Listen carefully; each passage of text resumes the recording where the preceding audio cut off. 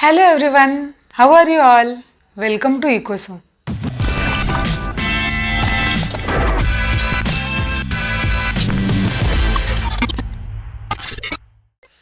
In the last lecture, we have studied long run equilibrium of a firm under perfect competition, and in today's lecture, we are going to learn equilibrium of a firm or industry under monopoly.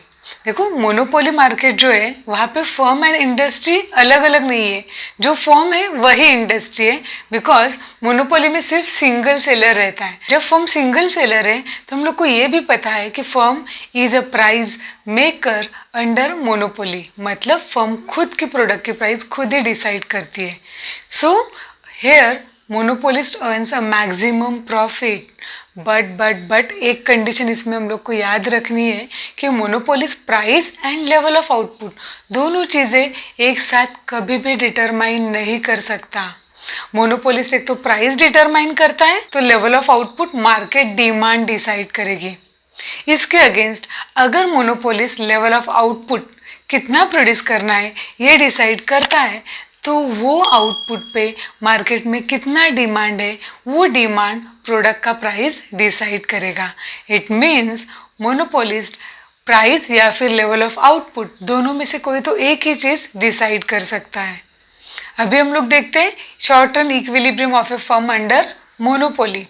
To earn the maximum profit, monopolist generally produces output at a point where its MC is equals to MR, जो कि equilibrium condition भी है.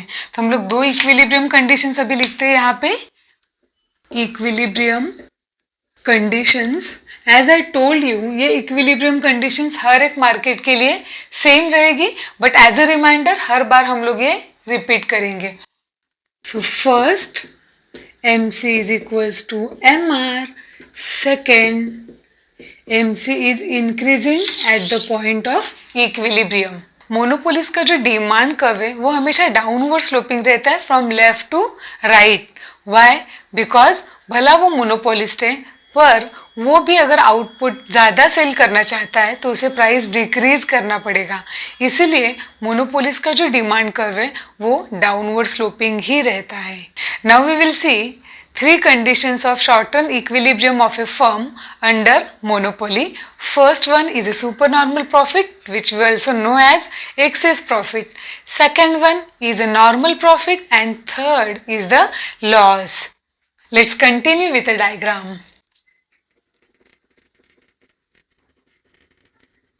Supernormal profit.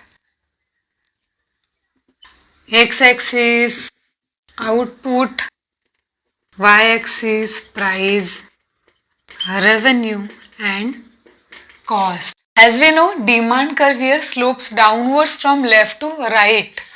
But यहाँ पे monopolies का demand curve है तो वो ज़्यादा स्टीप रहेगा, वो कम इलास्टिक रहेगा.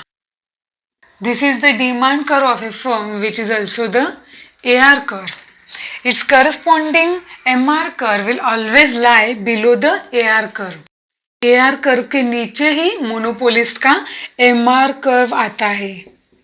Why? Because जब AR एंड MR डिक्लाइन होते हैं तो rate of decline of MR हमेशा rate of decline of AR से ज़्यादा रहता है. मतलब MR ज़्यादा फास्ट रेट से डिक्लाइन होता है, जिसकी वजह से MR कर्व हमेशा AR कर्व के नीचे ही आता है. अभी हम लोग MC कर्व ड्रॉ करेंगे. यहाँ पे आएगा MC curve. This is the short term marginal cost curve, because short term equilibrium हम लोग देख रहे हैं तो हमेशा कोई भी डायग्राम दिया है तो यहाँ पे क्या लिखा है, ये एक S या फिर L हमको बताता है इक्विलिब्रियम कौन सा है, शॉर्ट रन या फिर लॉन्ग रन. हम लोग की इक्विलिब्रियम कंडीशन से यहाँ पे सेटिस्फाई हो रही है जहाँ पे MR एंड MC इक्वल है. सो यहाँ से लेवल ऑफ आउटपुट डिसाइड करने के लिए एक स्ट्रेट लाइन हमें ड्रॉ करना है to X axis. So we got level of output OQ. Price decide करने के लिए हमें क्या करना है, यही लाइन स्ट्रेट AR कर्व तक हमें एक्सटेंड करनी है. यहाँ पे एक्सटेंड की, we got here point R.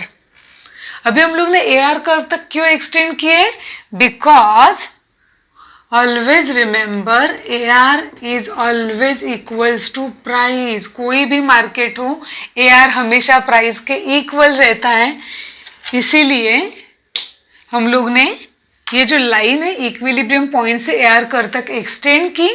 यहाँ से फिर हम लोग ये स्ट्रेट लाइन एक्सटेंड करेंगे टू y एक्सिस। तो y एक्सिस पे हम लोग को मिली है price which will be charge by the monopolist. अभी नेक्स्ट अगर हम लोग को किसी भी फॉर्म का प्रॉफिट डिसाइड करना है तो हम लोग को प्राइस तो मिला है जो कि पर यूनिट प्राइस है, जो कि एवरेज रेवेन्यू है। तो इसके लिए भी हम लोग को ड्रॉ करना है average cost curve. Super normal profit है तो एवरेज कॉस्ट कर्व कहाँ पे आएगा, जहाँ पे हम लोग ने ये R पॉइंट ड्रॉ किया है, R पॉइंट के नीचे वाले पोर्शन में ही आपका एवरेज कॉस्ट कर्व आएगा। तो हम लोग अभी ड्रॉ करते हैं AC कर्व। देखो जिस पॉइंट को AC कर्व ने MC को टच किया है या कट किया है वो हमेशा AC का मिनिमम पॉइंट रहता है। तो ये पॉइंट के बाद हम लोग का AC इंक्रीज होगा। This is our SAC, short term average cost curve. तो जहाँ पे ये हम लोग का RQ लाइन है, RQ लाइन को ये पॉइंट पे AC कर्व ने कट किया है।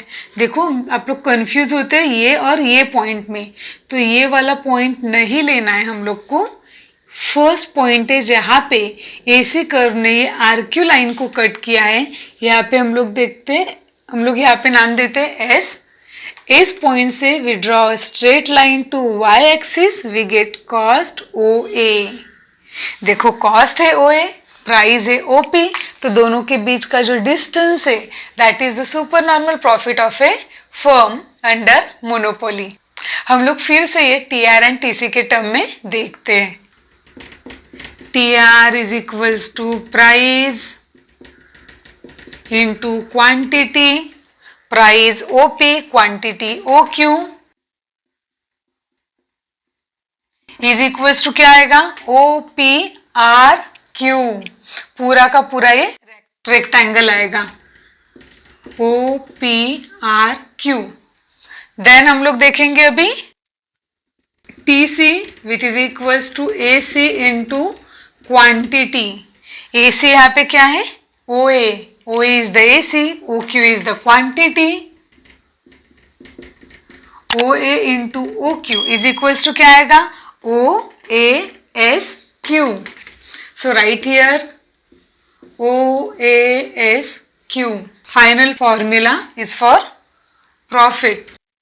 Profit is equals to TR minus TC is equals to OPRQ minus OASQ।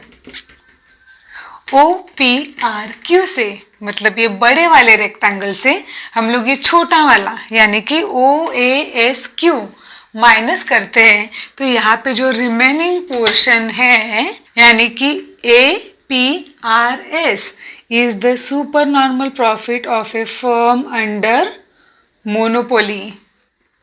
चलो मेंशन करते हैं यहाँ पे APRS, super normal profit earn by firm under monopoly. यहाँ पे दो चीजें और आपको याद रखनी है इन दिस डायग्राम। हम लोग देखते हैं इसके नीचे वन बाय वन, सॉरी दो नहीं तीन चीजें। फर्स्ट है, एक तो यहाँ पे we can see average revenue is greater than average cost. Average revenue is greater than average cost. Second, TR is greater than TC. Third, at equilibrium, we can also see that AR and price are both greater than MR. I hope आपको यहाँ तक समझा है। तो अब हम लोग देखते हैं नॉर्मल प्रॉफिट। नॉर्मल प्रॉफिट अभी हम लोग डायग्राम के साथ देखते हैं।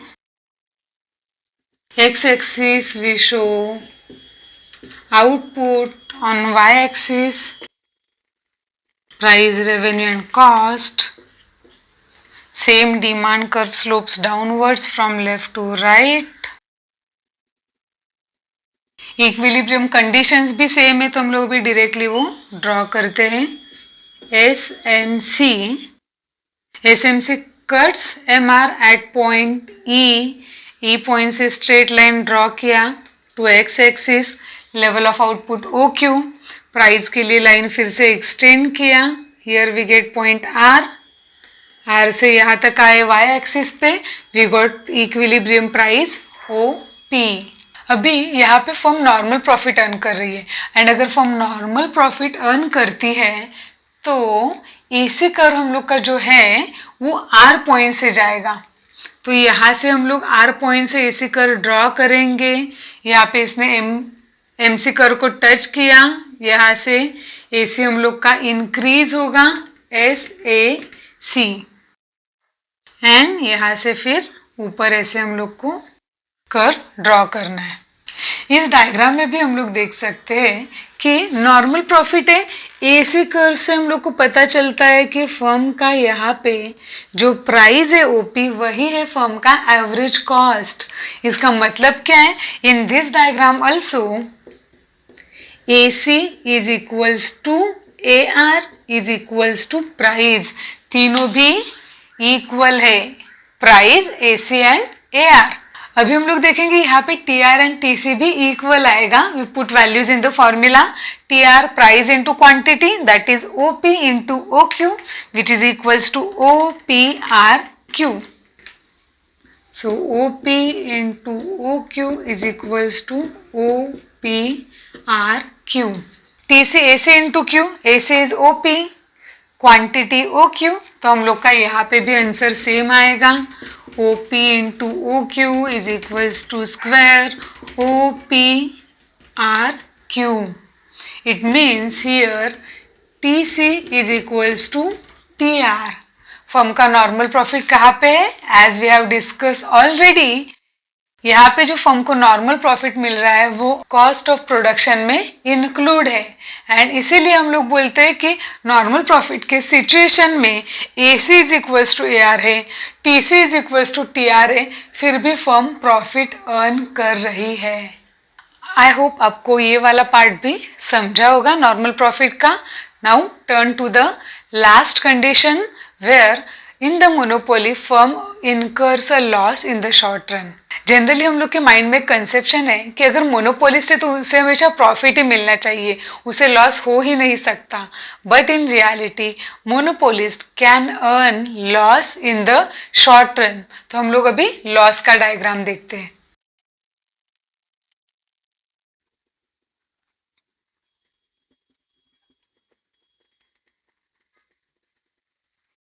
यहाँ पे भी बाकी इक्विलिब्रियम कंडीशन और इक्विलिब्रियम आउटपुट एंड क्वांटिटी तक सब सेम है, तो हम लोग रिपीट नहीं करती, मैं सिर्फ डायग्राम ड्रॉ कर लेती हूँ। So here equilibrium price is OP and equilibrium output is OQ। Since firm is incurring a loss here, हम लोग जो AC कर्व ड्रॉ करेंगे वो R पॉइंट से थोड़ा डिस्टेंस छोड़ के ऊपर ड्रॉ करना है। आई रिपीट, यहाँ पे फर्म लॉस इनकर कर रही है, तो हम लोग को AC कर्व R पॉइंट से थोड़ा डिस्टेंस छोड़ के ऊपर ड्रॉ करना है। तो फर्म को लॉस कितना हो रहा है वो समझने के लिए यहाँ से हम लोग ये लाइन कंटिन्यू करेंगे टूवर्ड्स AC कर्व। यहाँ पे we got point S, from point S we have drawn a straight line to Y axis, we got cost A। देखो कॉस्ट है OA एंड प्राइस है OP, cost is greater than price, it means firm is incurring a loss here. तो हम लोग देखते हैं TR and TC के term में, TR is equals to price into quantity, again OP into OQ is equals to OPRQ, TC is equals to AC into Q, AC है हम लोग का OA जो कि SAC कर्व से हम लोग ने ड्रॉ किया है, OA into OQ is equals to आएगा OASQ। OASQ is the total cost of the firm. So, loss of the firm is equals to TC minus TR, which is equals to OPRQ minus OASQ which is equals to, यहाँ पे इतने बड़े rectangle से हम लोग को ये नीचे वाला रेक्टेंगल माइनस करना है। OASQ से OPRQ अगर हम लोग माइनस करते हैं तो यहाँ पे जो रिमेनिंग पोर्शन है this shows loss incurred by the monopolist, जो कि है PASR. So we'll write down here PASR. In this diagram also हम लोग को दो चीजें अच्छे से याद रखनी है। फर्स्ट है AR here is less than AC. Second, TR is also less than TC.